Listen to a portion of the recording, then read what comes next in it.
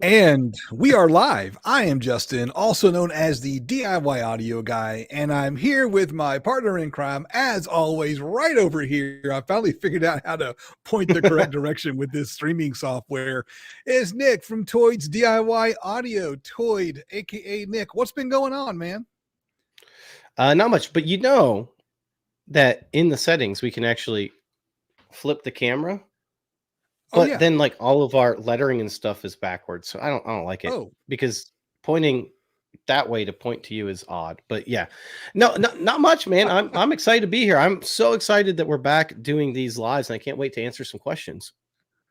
Excellent. I tell you what, let's do. Someone has already popped into the comments and asked a question. And so why don't we just go ahead and see if we can figure out the answer to that question. Jeffrey Carter, that's a name I don't recognize. I don't think I've seen Jeffrey Carter in the chat, Mr. Carter. Does anyone know what the frequency response of the cabin of a 2017 Honda Accord or close to it? So, well, first of all, let's talk about. Wait, it is exactly 35.24 hertz. Right. And what Nick's trying to say is that that's not something we're gonna know the answer to. But what we need to do is talk about why it matters. Sure. So why does it matter? Well, I mean, it all depends on what he's trying to accomplish. I mean, first of all, we got to ask what his end goal is. You know, if we're talking about an SPL build, then it might matter because we're trying to match or get close to that resonant frequency so that we can increase our SPL. It might be having him to do with, you know, what frequency should I be shooting for my port tuning? I mean, there's so many different questions, but some of this also is going to be dependent on where you place the woofer in your vehicle. So that's going to make a difference as well. So really the best thing that we're going to tell you to do is head over to Amazon or head over to Parts Express. You can check down below. I'm sure Justin has some awesome affiliate links down there, and click on it and look for something like the UMIC one. Or Dayton Audio just came out with that one that plugs into your phone. Yeah, the USB-C IM6C. Yeah, Yeah. So that one plugs right into your cell phone, and you can do that. And then put the subwoofers where you think you're going to have it, and then measure it, and then you'll be able to know. Now, what I like to do, and we've talked about this before, is put it in a sealed box, some kind, measure the frequency of the subwoofer by itself, and then put it in the car, and then measure the frequency, and then you'll start to get an idea of what's going on. Right. Now, other things you can do is you can measure the length of the interior of the vehicle from wherever your subwoofers are going to be, you know, from the dash all the way back to the back seats. Honda Accords aren't hatchback seats anymore. They used to be hatchbacks way back in the old school days. And so what you're going to find is that if that distance gets lower, that frequency is going to be higher. So my double cab pickup truck, for example, isn't really very long front to back inside the cab compared to, like, say, a big SUV. And you're basically talking about what would be room gain if it were a room in a house. We call it cabin gain in a car. And the goal here is to tune the subwoofer, position the subwoofer so that you can make the most out of that cabin gain. And there's going to be some trial and error. A lot of the SPL competition guys, what they will do is just move the darn thing around a lot. I was watching, who was it? A number of years ago, someone was doing one of those SPL challenges on a budget, 150 SPL challenge or something. And Sparked Innovation, Sparked Ed was doing the challenge, and he was in a vehicle that he'd used a whole lot and knew how to position it correctly. And he just moved the box around until he found the sweet spot. And so that's kind of what you're looking for. You're kind of looking for that sweet spot. And that's the same if you're doing it in a house. That frequency. Yes. I'm sorry. Same thing if you're doing it in a house. I apologize. I thought you were done. In a house, there's a trick. They call it the subwoofer crawl. Are you familiar with the subwoofer crawl, Nick? Yeah, it's what happens when you drink a little bit too much after you listen to music. Or is it the watermelon crawl? I don't know. Oh, so yeah, both. They're both the same thing. Yes. Yeah. No, actually, subwoofer crawl is the same thing. What you can do is you can do sweeps across your room, and you can basically crawl across your room until you're hearing it. Especially if you have a null in your frequency response, say like 30 hertz or something. Do a 30 hertz sweep, and you can find where that null, where you're actually getting that, and move your subwoofer over there. There's a lot of really cool ways to do it in a house. Although, yeah, deconstructive and constructive interference. That's exactly what we're talking about. Deconstructive and constructive waves. Yep. Trial and error is really what it boils down to. That's how you're going to find that sweet spot. And that's a frustrating answer, but I don't think anyone knows the answer because cars are such complicated environments. By the way, while we're here, yes, and it's 35.24 hertz. And while we're here, I just wanted to say hi to Brian Burrow. Oh, wait, I lost him. All right. I wanted to say hi to Brian Burrow. He said, hello, glad I can catch you guys live. So this is a funny story. I met Brian at Midwest Audio Fest, and I forgot he told me that he lived where I was at for CES. And I wish I remembered, because I did not catch up with him, and I wish I would have. But next year, I'm going to catch up with Brian while I'm there, because that'd be cool. Awesome. Checking out all of our various specifications. I see we've got a Facebook viewer. We're streaming live to, check this out, not just YouTube, but we're streaming live to Facebook and to X, formerly known as Twitter. So we've been exploring different streaming platforms. No one's watching on Twitter. I don't have any Twitter presence, but it's there as well. So all righty.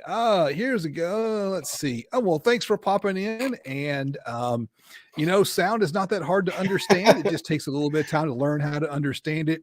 But I'm right there with you. That's why most of us got into this. Everyone wants to vibrate their soul with some subwoofers. Oh, yeah. But you know what? Right. Here's the deal. So when I first started this subwoofer journey, and I think I'm the same with most people, we did want to, but we didn't understand the difference between good sounding bass and vibrating your soul bass. You can have both, but I feel like when we first started, at least for me, it was just, I just want to vibrate my soul, and I didn't realize it could also sound good. Does that make sense? It does. It does. And I'm old enough that I've seen the technology morph slowly over time. I think about the Radio Shack speakers that I got in the 1980s that were, the specification said they would play all the way down to 50 hertz. And let me tell you, man, 50 hertz, that was low. It's like, nah, not really. We're getting low. A lot more now. Right. Now my 21s go down to single digits in my room. Let's see here.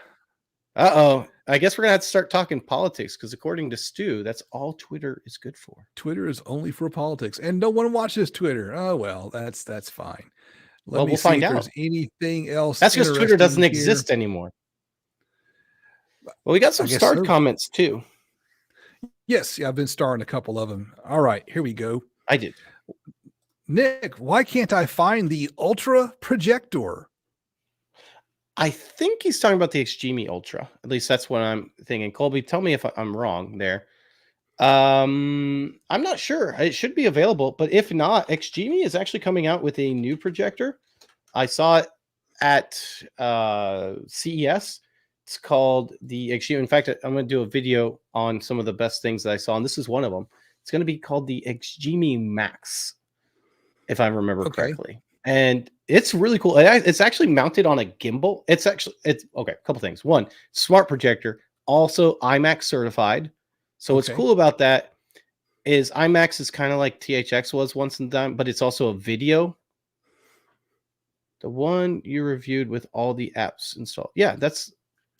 Let me know if I'm talking about the wrong one. But either way, I'm going to tell you about this one.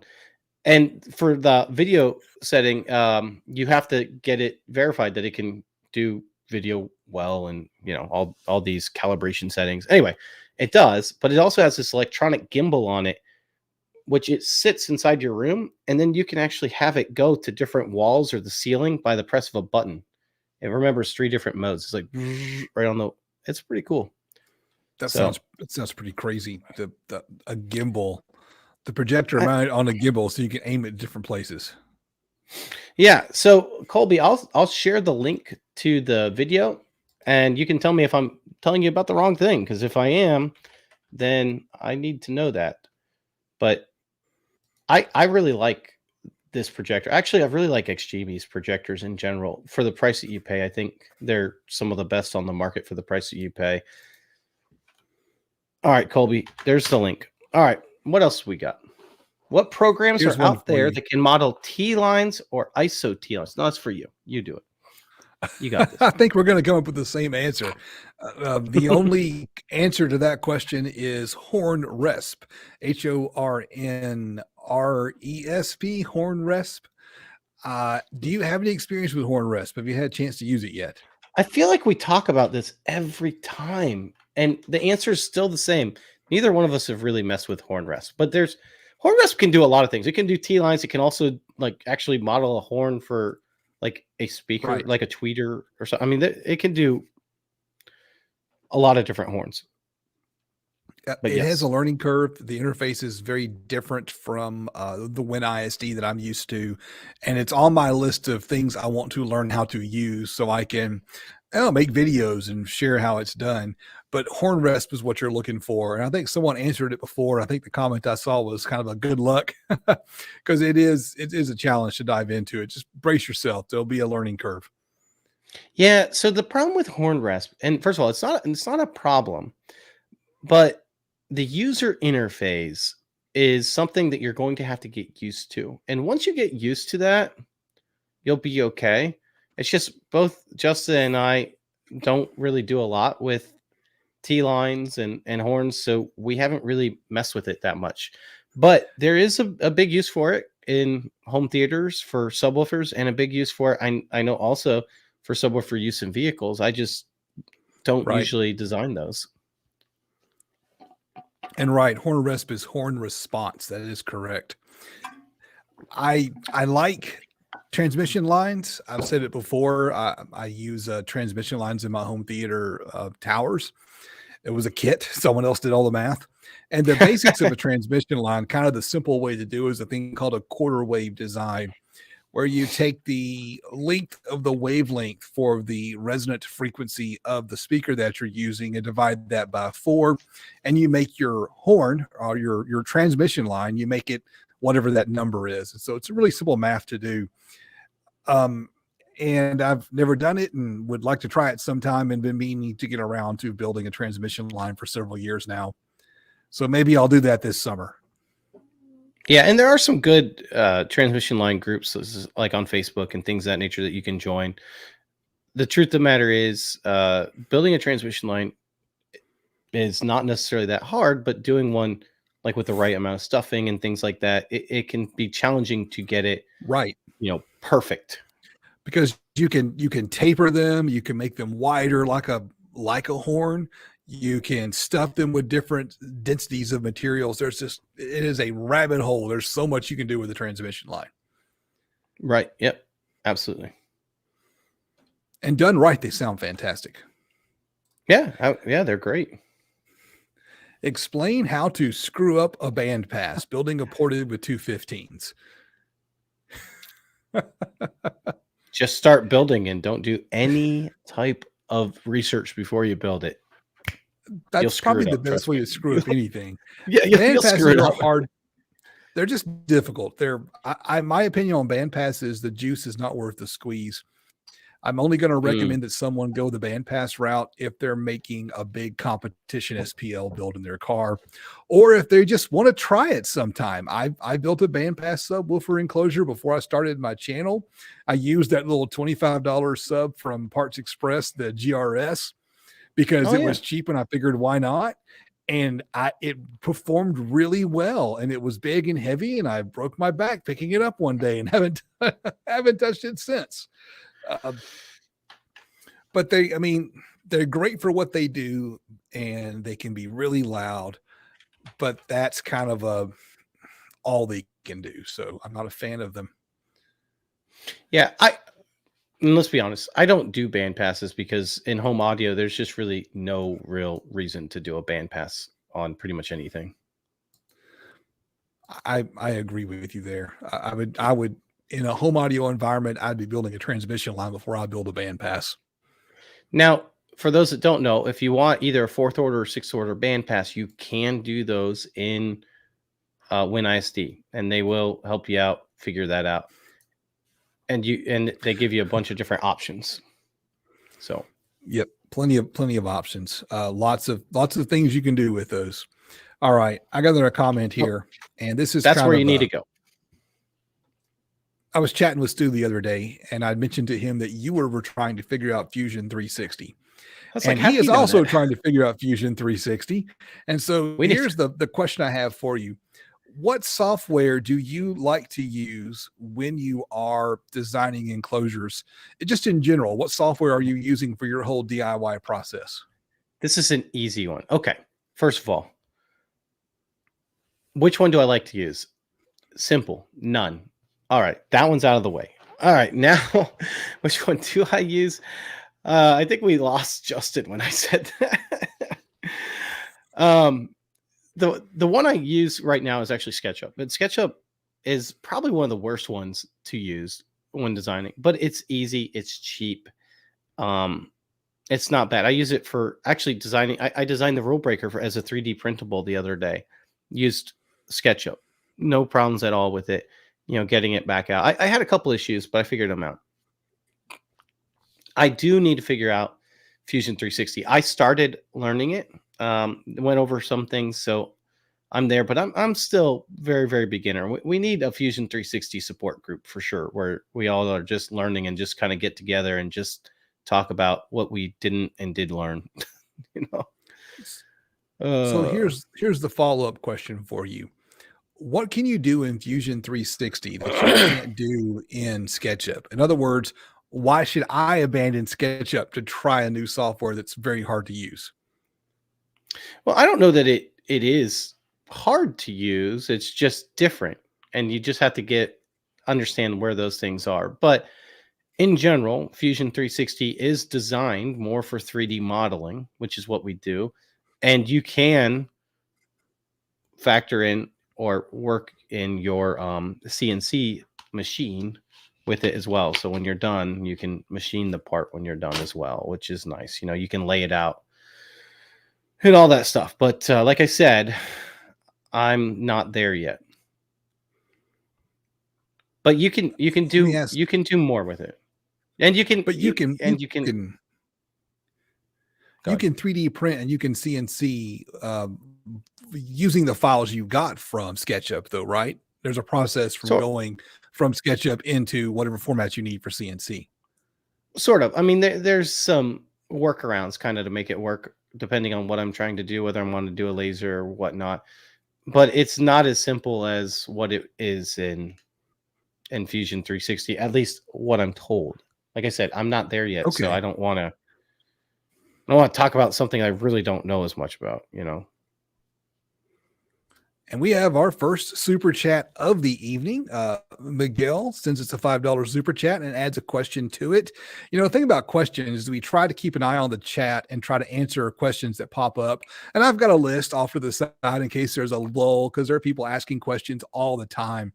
And I'm trying to kind of guide them here. We can answer the questions here because it's really hard to keep up with all the comments that we get on our videos. And I like doing the QA because of that. So what Miguel is referring to here in his question, I have a Ram truck. It's 20 years old now. And he's asking, have I ever considered cranking the voltage up on the Ram? And that is a thing I've thought about. So I forget who I was talking to. Who knows who it was? May have been talking on a live stream. The problem with electrical upgrades in your car is you end up playing this game of if you give a mouse a cookie. You familiar with the if you give a mouse a cookie story, Nick? What? I read it to my kids a long time ago, but I don't remember. Yeah, okay. When my kids were little, there was this story. It's basically a bedtime book where you're trying to convince the kids to, no, you don't need the cookie, go to bed, because if you give a mouse a cookie, the mouse wants a glass of milk, right? If you give the mouse a glass of milk, there's something else that it wants, right? And so the whole story is this mouse delaying bedtime, right? A little cartoon mouse. And what you're going to find happens when you start doing electrical upgrades, you want a 3,000 watt amp. Well, okay, your stock electrical is not going to handle a 3,000 watt amp most of the time. So you go and you get more batteries. Well, more batteries, that's just kind of like a Band-Aid. What you need is a bigger alternator because that's what actually makes the power. And then what you're going to find happens is a lot of cars have externally regulated alternators, or the ECU is going to take over and control the voltage. You can still get the amperage, right? My 320 amp alternator will give me 320 amps. As far as I know, I've never actually directly measured it.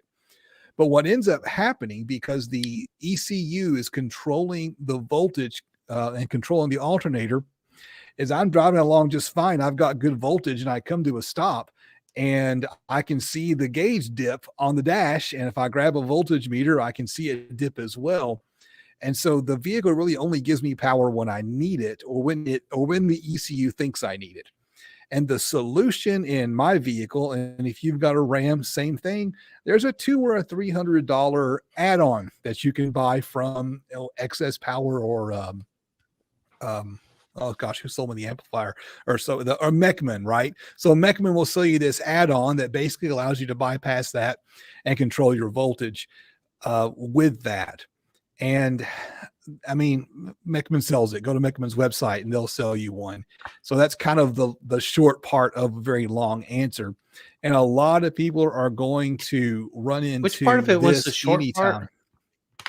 part? None of it, I guess. But the short part is Mechman sells a thing for $300 that you can install. That's the short part of the story. And that's what you got to worry about when you start upgrading electrical. And for most people, it's just not worth the trouble, because a 1,000-watt amp and 210s or 212s, man, that goes a long way these days. But I know people are hungry for more bass. And so if you've got a big system, just plan on spending a lot of money on electrical upgrades.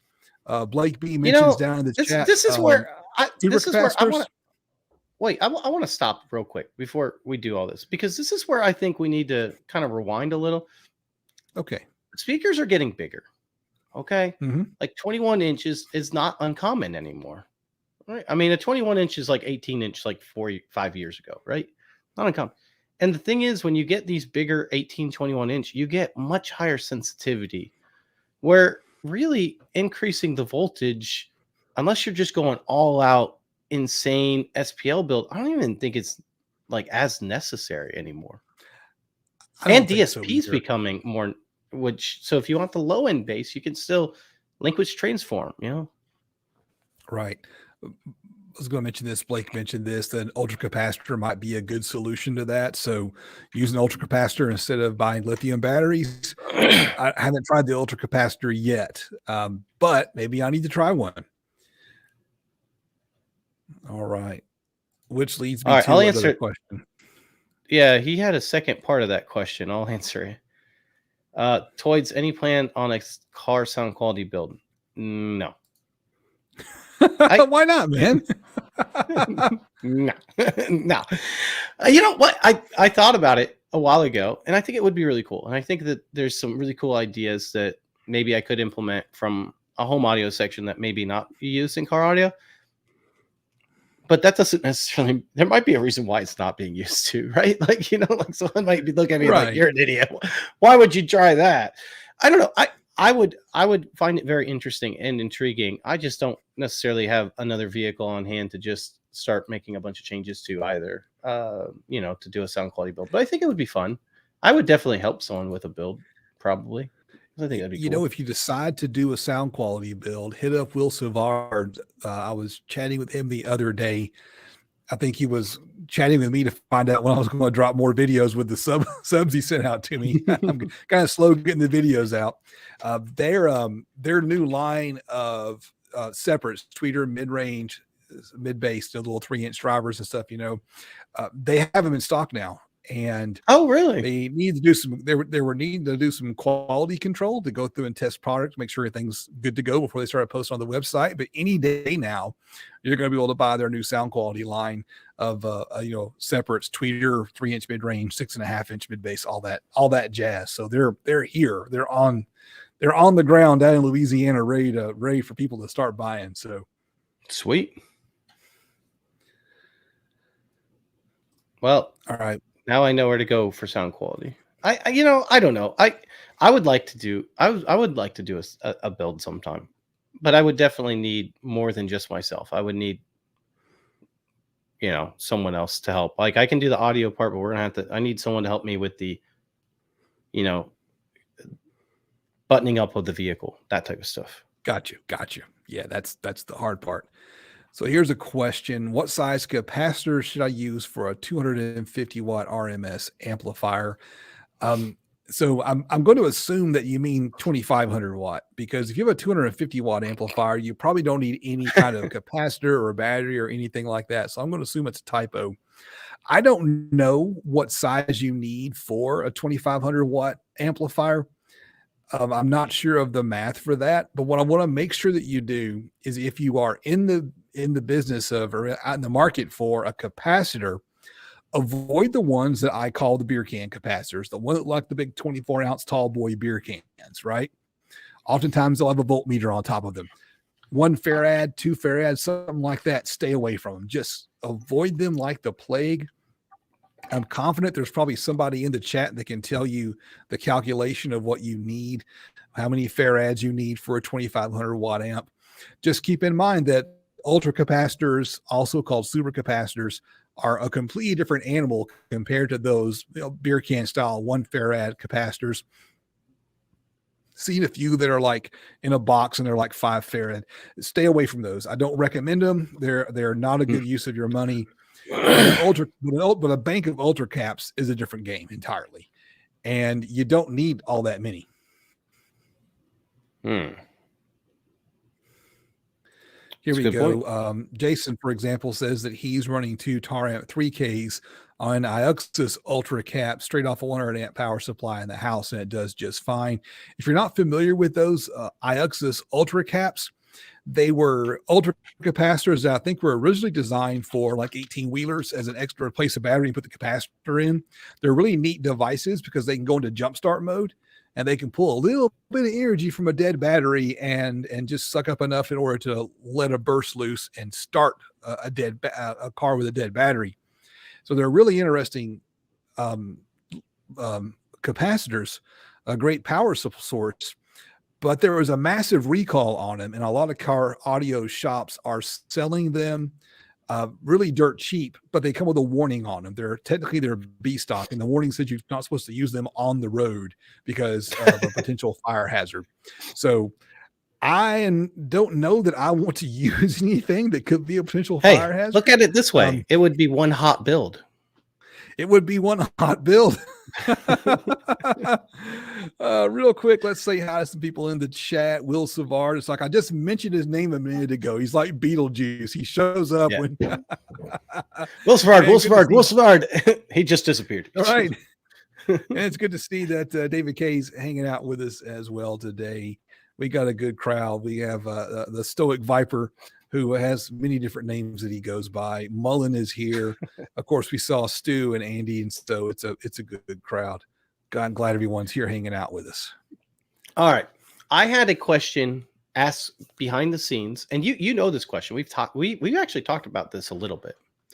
But I want to ask this question. It's actually pointed to me, so you won't be able to answer it. But I'm going to ask myself this question. All right.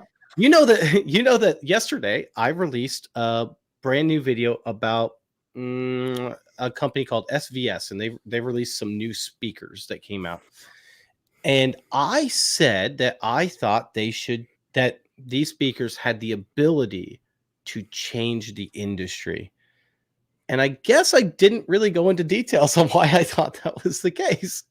And people are calling me out on it. And I think it's a good question. So, Justin, we've talked about this. Do you know why I felt like they might? So these are the ones that we talked about last week that were using the physical time alignment. Those, right? Right. So really, really cool concept here. So using physical time alignment to time align the drivers, woofer on the back and on the front to cancel out vibrations. And my recollection from watching your video is these things really were priced at a convenient price point, considering the technology that they're pushing out, because they really are pushing out some cool stuff. So that's where I think you're going to go. Yeah. So this is kind of funny. Colby Laro and True Voice of Region both said, man, I got hammered in the comments. And you're right. I did. So here's what I mean by that. These speakers are about $1,500 each. And if you look on like Crutchfield or something and you look at the $1,500 each speaker range, there's not a lot. And they all look exactly the same, right? Speakers are all going to be on the front. It's going to be a rectangular box. Basically, a Klipsch RF7. If we know what we're going to get when they come out with a new version, right? It's going to look the same. It's going to be exactly what it is. So what I meant by that is SVS in this price range is doing stuff that we don't typically see. So they are doing that physical time alignment. And they make it look a lot more of a high-end speaker than other people are used to seeing. They're doing things like the force cancellation, which is basically just a subwoofer on each side bouncing at the same time to reduce cabinet vibrations, which we talk about all the time is very important when you're building a speaker to get rid of the resonances inside the cabinet, right? And then we look at all these other things that they're doing, such as their tweet, like increasing their tweeter to 50 kilohertz, all these other things that they're doing, that it makes it interesting that if these things hit, and even if they don't hit, the fact that they're starting to implement these things on speakers that are more affordable makes me hope that the industry will see this and start trying to implement those little things that add up to make you a much better sound. I guess I'm tired of seeing the same speakers being built over and over again. And next year, I know what, or whenever they come out with their next line, I know what it's going to look like already, you know? And I know it's not going to really have changed much. And kind of along those lines, how many times have you taken apart like an old speaker or something, right? I dropped some the other day, some old home audio speakers that I had. I've always enjoyed them and thought they sounded great. And I cracked them open, and the only crossover was a capacitor on the tweeter. And so there's just a lot of meh stuff being sold out there with big price tags. And so if you can make it decent without. Yeah. We lost Justin, but he's right. You know, my whole hope is that it will bring more innovation to these lower price points, which I like. We don't know. I don't know anything about the SVS as far as measurements go. Hopefully I'll get some in because I'd like to find out how they measure.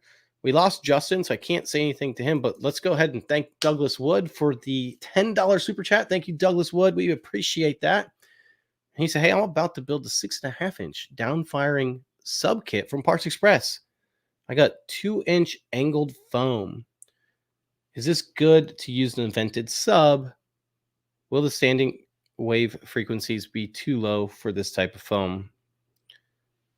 I'm going to assume you mean 2-inch thick, which you should be good. As far as that goes, man, we completely lost Justin now. He decided he didn't want to talk about the SVS speakers. But yeah, no, you should be good. That's exactly what you want to use for a vented sub. What you don't want to use, and the things that you want to try to keep out of there would be stuff like fiberglass insulation. Some people want to use fiberglass insulation in a sealed sub, and there's nothing necessarily wrong with that. But in a vented sub, that becomes an issue because fiberglass insulation, you don't want to breathe. And so that will actually go outside of the port, and then you'll be breathing that stuff in, and it's not going to be good for you. So we don't want that. So some of that angled foam, that's the exact type of stuff they're using. 2 inches should be good in that regards. And I don't think you're going to have a lot of resonance issues necessarily with that kit either way.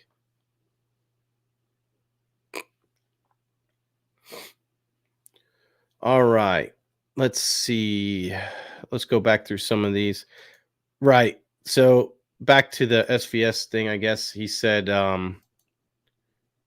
SVS isn't bringing anything necessarily new. That's true. None of it's necessarily new. It's just new in this price point, and it's all being put together as one concept, which is kind of neat. Oh, Justin's back.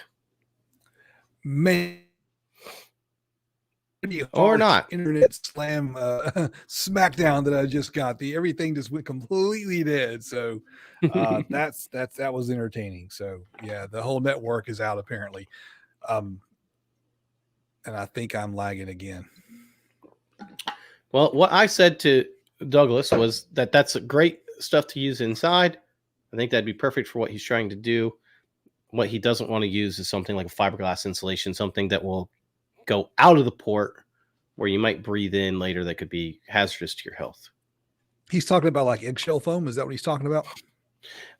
No, Parts Express sells like the sound deadening foam that looks, it's just like the Gotcha. the gray foam, and it looks like it's sawtooth. Gotcha. And he's talking about the 2-inch thick, which would be fine. Well, thanks for the super chat. Appreciate it a lot.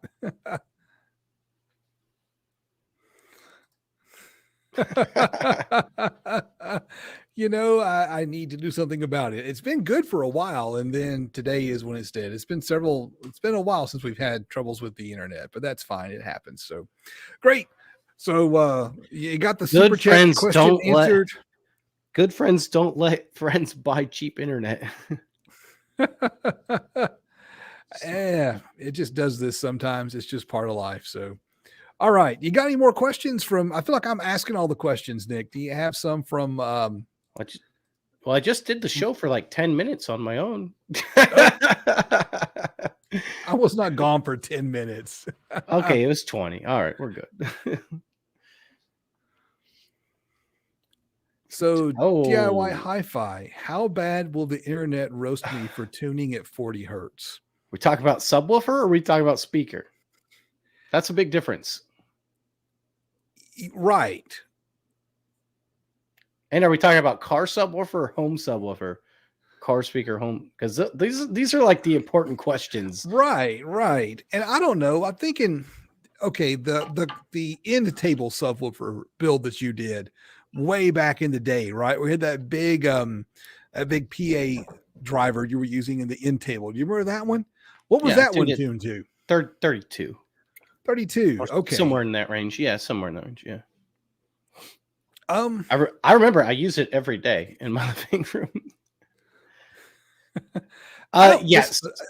A Stoker 15. I don't know. I mean, it depends what you're trying to do.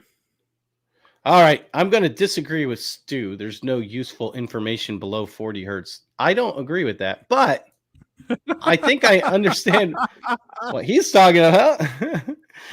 All right. I hope he's joking. Anyway, yes. So if you're talking about a home theater subwoofer, they're going to roast you pretty bad. We haven't tuned a subwoofer to 40 hertz for significantly long. Now, what would be better to do would be to tune it to 20 hertz if you're doing this like home theater, or 18 hertz, somewhere in that range, and then DSP it. DSP it down. Because if you're talking about tuning something to 40 hertz, you're most likely talking about something with high sensitivity. So tune it low. And the way that I like to do this is open up WinISD. And what we usually do when we tune in WinISD, if we're doing for home theater, is when we pull it up, we do a Chebyshev response, which basically means it's flat all the way across until it drops off. What I would do is do an extended bass shelf response and look at your -6 decibel extended bass shelf response. So do an extended bass shelf response of -6 decibels. Try -3 and -6. If you can get -6 decibels at 20, 25 hertz, that's what you want to do, because that just means you'll lose 6 decibels on the high end, but you can bring the rest of that down to match, to Chebyshev it, right? And then you'd have a really, really nice clean response down to your 20 hertz range. And you're going to get some room gain as well. Yeah, that'll work. We got to revisit this. Do you know the story behind this quote? Notice it's in quotation marks, Nick. Yeah, I noticed it was in quotation marks. No, I do not know. One of the guys who works for Kicker was at like a trade show describing, one of their subwoofers, a prefabricated enclosure. And he said, I think he used the words wasted information. He said, it's tuned to 40 hertz. We're not going to play any lower than that because it's wasted information. And that got clipped and spread out on the internet, and he and Kicker got roasted thoroughly. And it's one of those things where like the guy has gray hair now, right? And he is like had regular hair back when this was filmed. So this guy's had to walk around a decade everywhere he goes, people making fun of him because he said that. And it's one of those things where it was taken out of context, because just a few minutes before, he mentioned how there was an active crossover and it wasn't getting any signal below 40 hertz. I forget what the whole story, but the poor guy has just gotten roasted over and over again. So when DIY Hi-Fi mentioned that 40 hertz tuning frequency, everyone chimed in with the old kicker. So DIY Hi-Fi gave us some more information. He said FS is 44 hertz, 35 hertz. I don't know if he means F3. Probably F3, yeah. Yeah. CV, he's talking about Serwin-Vega. So he's using a Serwin-Vega subwoofer, which is usually designed more for car audio than home audio. Right. Is adamant about high passing at 30 hertz. I'm only leaving a few decibels shy of F3. So here's the deal. And I bet you I know why Serwin-Vega is adamant about high passing at 30 hertz is because, like most manufacturers of subwoofers, car manufacturers, they're assuming that you're just going to throw a whole bunch of power at this thing and you're not going to pay attention to the things that we typically pay attention to on this channel, which is putting it in WinISD and building a proper box for it. You know, they're just assuming you're going to throw it in like a typical box that's designed for whatever size speaker this is for car audio, you know, like a prefab style box, and then high passing at 30. I would put it in WinISD and see what you can get out of it, and then build one based on, assuming you have good specs. If you don't have good specs on it, you can't do that. You're just going to have to listen to whatever Serwin-Vega says. So he mentioned earlier that it was a Serwin-Vega stroker. If it was the original Serwin-Vega stroker, this might... We lost you again. It's the new Serwin-Vega stroker.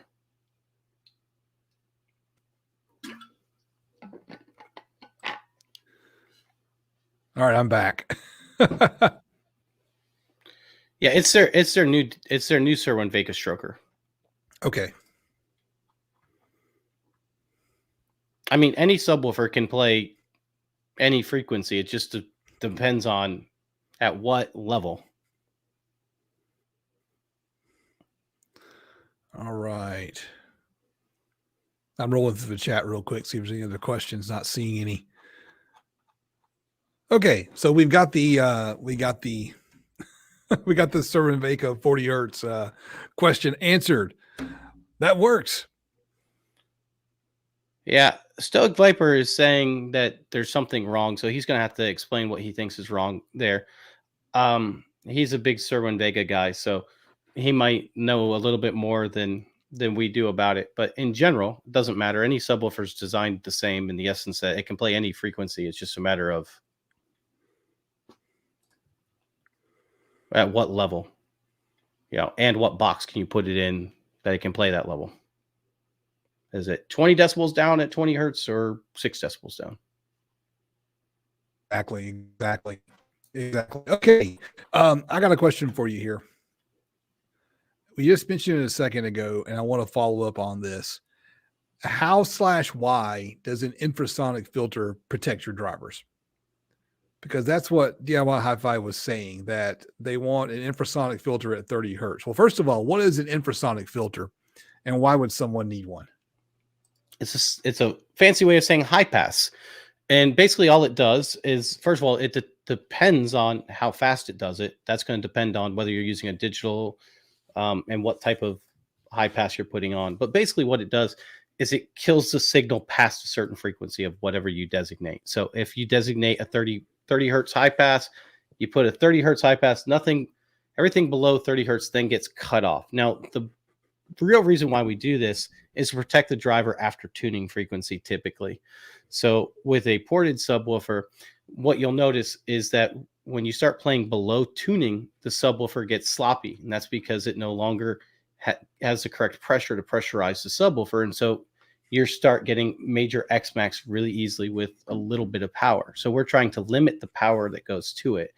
Now, by doing that, we control our cone excursion. So by controlling our cone excursion, we hopefully not only make it sound better, but also protect the subwoofer. There we go. There we go.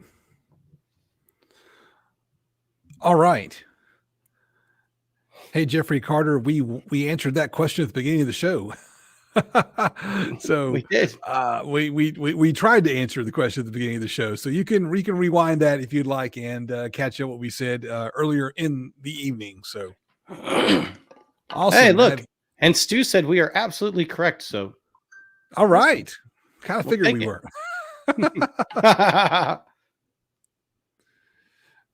Awesome. All right. So, do you have any other questions? I'm going to. Well, Justin is having a really bad time with his internet. Sorry about that, guys. Someone earlier, and unfortunately we lost the thing, said that they were actually building themselves a rule breaker, which is awesome. I love hearing that. I love the rule breaker. I actually have 2 of them downstairs, and I'm working on a video right now where I'm comparing a 3D printed version of the rule breaker versus a standard version of the rule breaker. And it looks exactly the same. Exact same cabinet. And we're going to try to kind of find out if, if the 3D printed one is as good as the wooden one. I'm curious. What do you guys think? So the rule breaker, by the way, is not it starts cutting down around 100 hertz. So, so keep that in mind. So we're not playing really anything below 80 hertz. Do you think that there's going to be a big difference between the 3D printed version and the wooden version? I want to know what you guys think. I'm curious. What do you think, Justin? I can't imagine why there would be. Well, resonances, right? Yeah, but I mean, I'm assuming you're making the 3D printed version nice and sturdy and strong with plenty of infill, and should be fine, right? I mean, that's the question. I think it'll be fine. Oh, a super sticker. That's cool. A super sticker. I don't know. I'm not sure how a super sticker differs from a super chat, but Danny Lee, thank you for the $5 Canadian for the super sticker. We appreciate it a whole lot. I'm a big win on wood. I'm big on the finish, so wood will always win. But I get that. Like, that's how it looks. Let's see. Depends on how inert the 3D print is made. That's true. Mm-hmm. And one of the things that the 3D printed model has going for it, along with, the rule breaker in general, is it has curved sides. So that's going to have an effect. It's going to make it more rigid. All right. While people, I want to hear more people ask about that. But while more people are asking about this, all right, how do we feel about an enclosure with a subwoofer up firing and a passive radiator down firing? I have an answer for this. I have a very strong opinion on this. Do you have a strong opinion on this? He asked you the question specifically, so I want to hear your strong opinion. I wanted you to also do. Okay. Well, I have an answer, but my answer is not based on any data or anything like that, so I'm not confident. I think the answer is going to be the same. You can tell me if it's not. Okay. The answer is no. Don't do it. This is not a good idea. Tell me why not. Because a passive radiator doesn't have any suspension. So it's going to continually sag all the time, right? And then it's going to continue to sag and sag and sag. And we all know what gravity does, right? Especially if you have weight on that sucker, and eventually it's not going to be playing within spec anymore. So gravity. Not the movie with Sandra Bullock.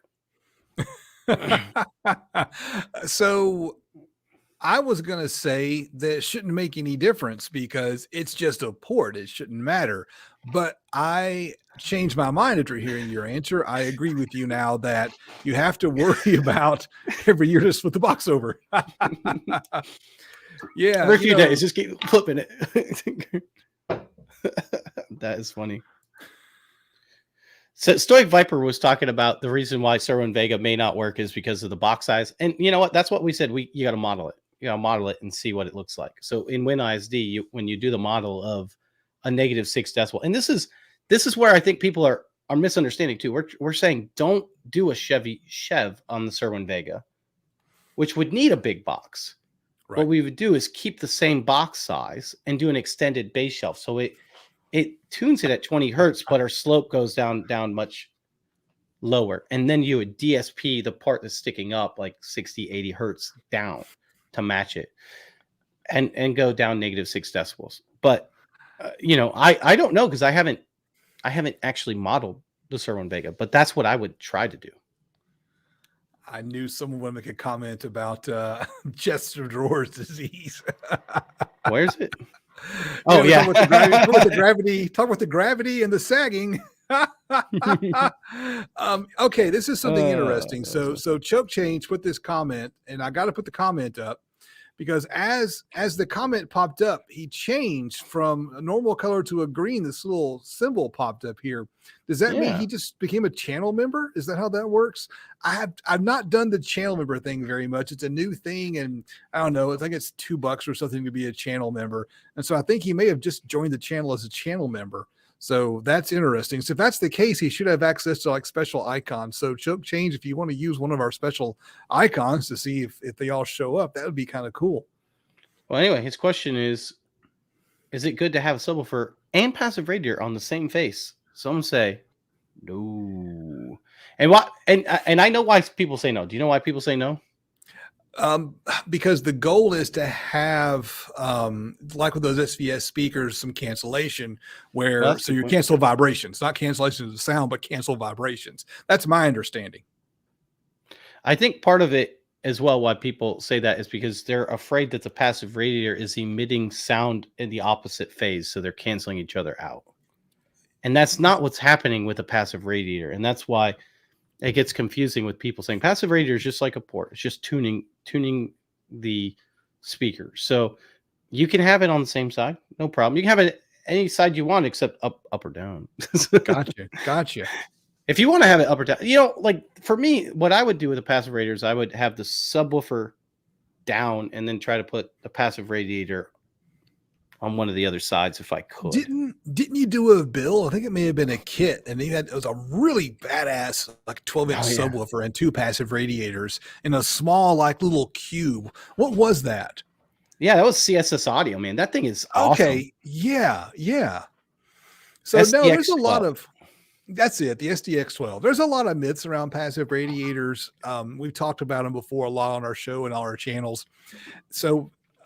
And one of my favorite things about a passive radiator is whenever I film one with a subwoofer, someone always comments, "Hey, that thing's out of phase." It's like, yeah, you're missing the point. You're seeing it out of phase, yes, but it's doing exactly what a port would do in that regard because the air coming out of that port isn't always in phase with the subwoofer, and it's got to have a phase shift. So it's more complicated than being in or out of phase. So, yeah. I think that's a great point. So, Stu, no up or down firing passive radiator for me. The things you learn when you watch the show.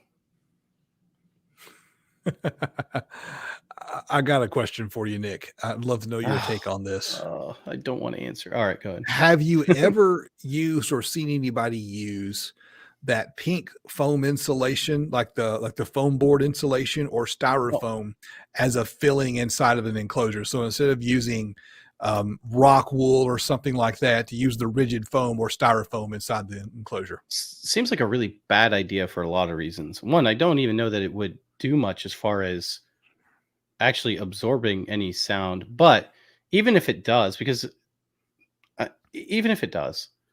you're taking up space within the box now because it's not open cell really. It's considered closed cell, isn't it?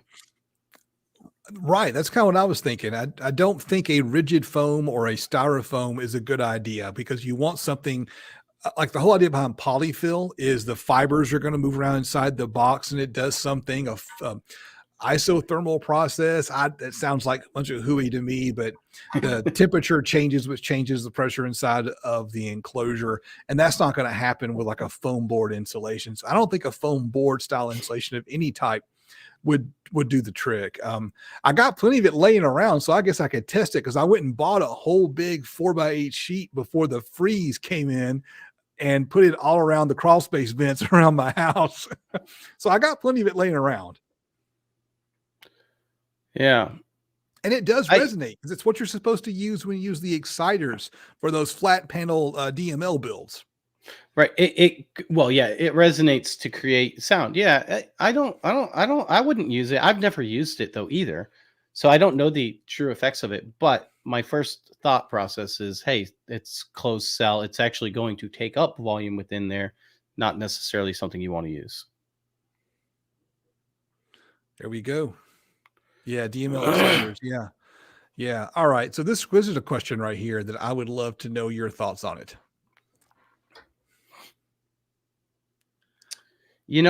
What are your thoughts on some audio companies raising prices dramatically through COVID? I think to a certain degree, there was nothing that anyone could do about.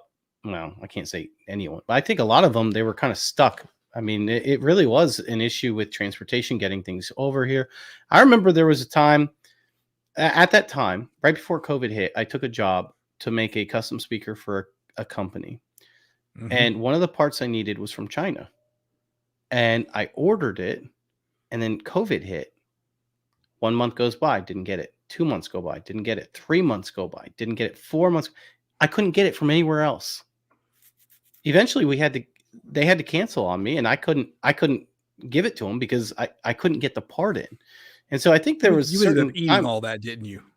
Yeah, I did. Like but you know what? You had to refund the guy, and you had to eat everything else, didn't you? Yeah, I did. But you know what? It worked out good because the ISO 100 actually came out of that, out of some of those parts and some other things. But you know what? It worked out. But yeah, I think some of the time, unfortunately, there were a couple things going on. One, companies weren't selling nearly as much. And then two, the stuff that they were getting in, they were just getting in so little that, they were kind of stuck. And I don't know.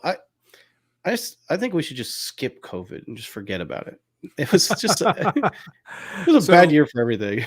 So I'm not sure how to pronounce that. Is it ZRNYT? So the thing to remember is that it wasn't audio companies raising prices dramatically, because the prices went up across the board.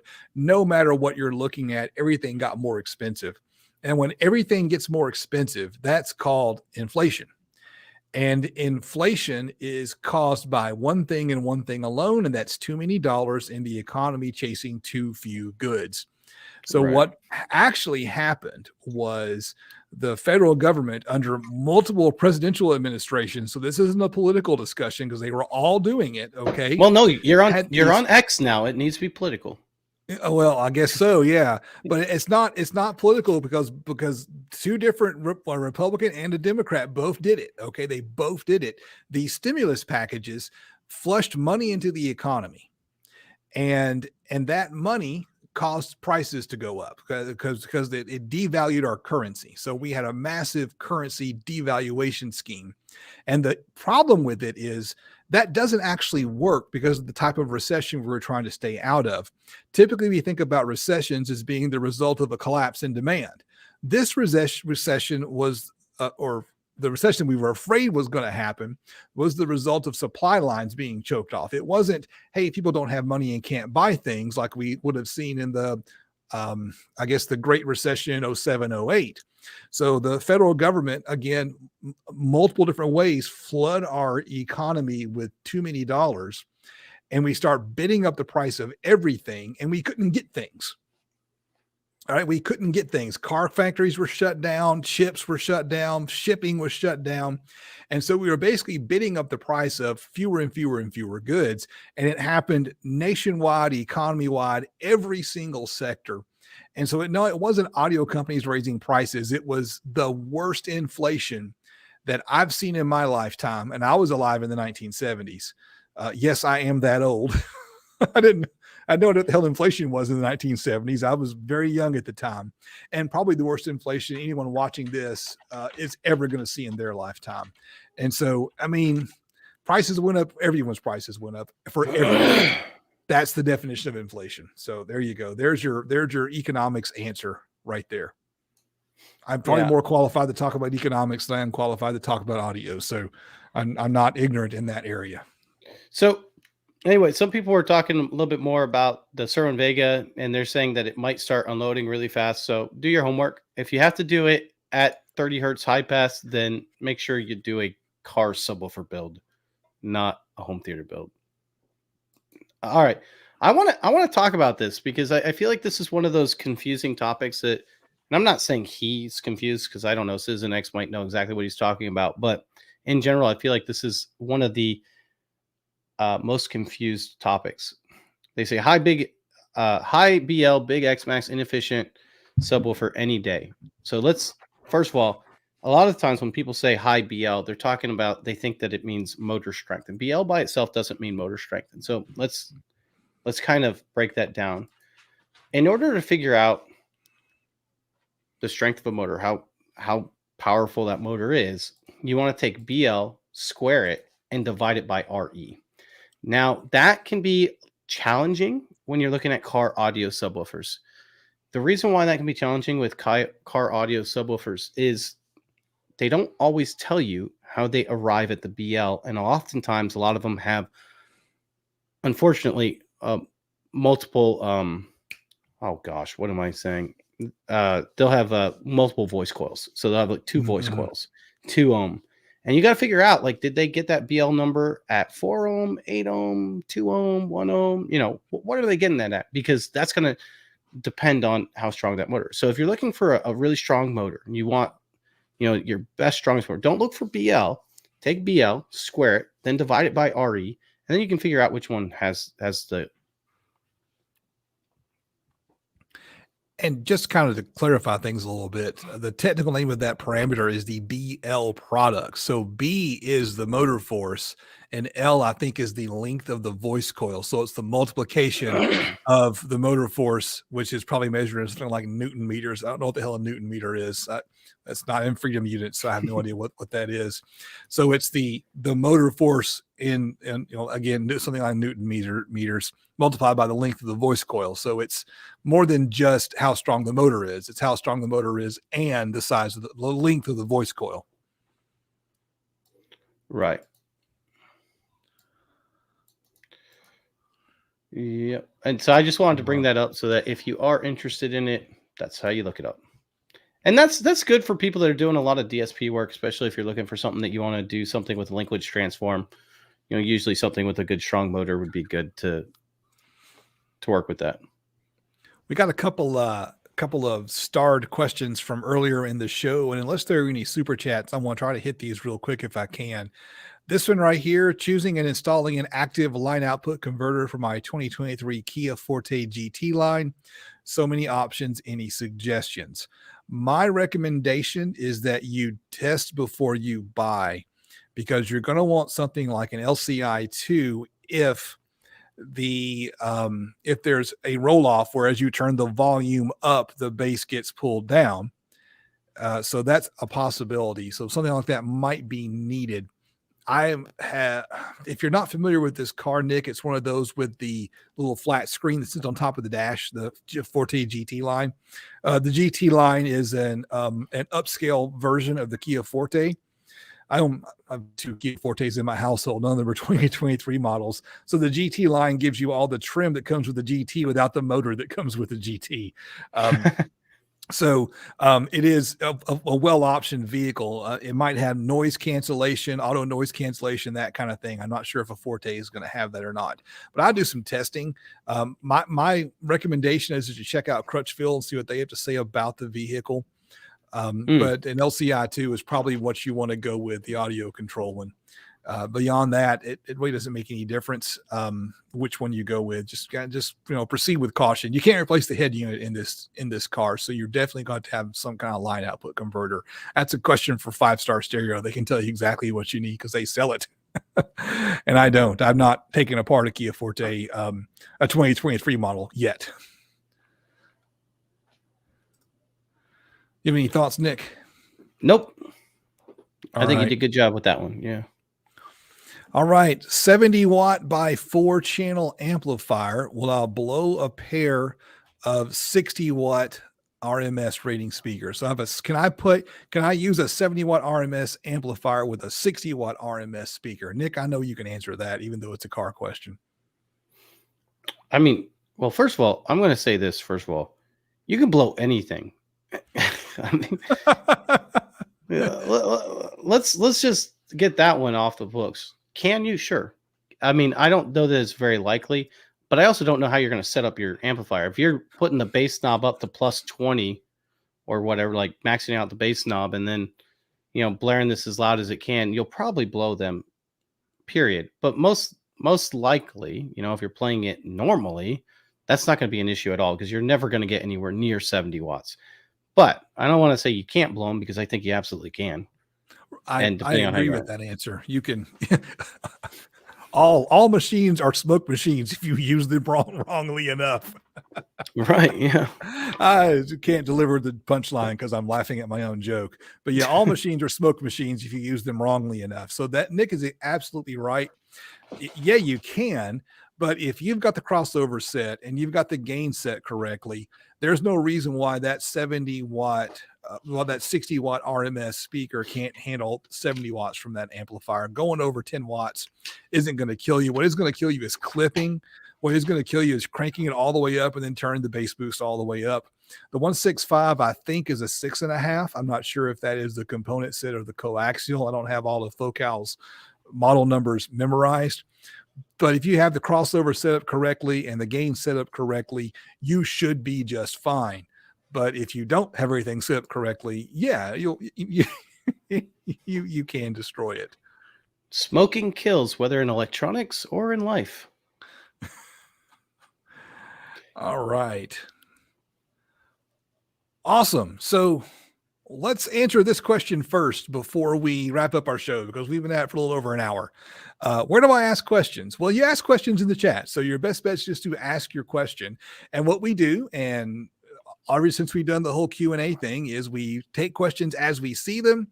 And we can't always catch every question because sometimes the chat moves really fast. So the only way to guarantee that you can make sure we see a question is if you throw a super chat up there, because that will start automatically in the system. It doesn't have to be a lot, $2, it'll flag it in the system.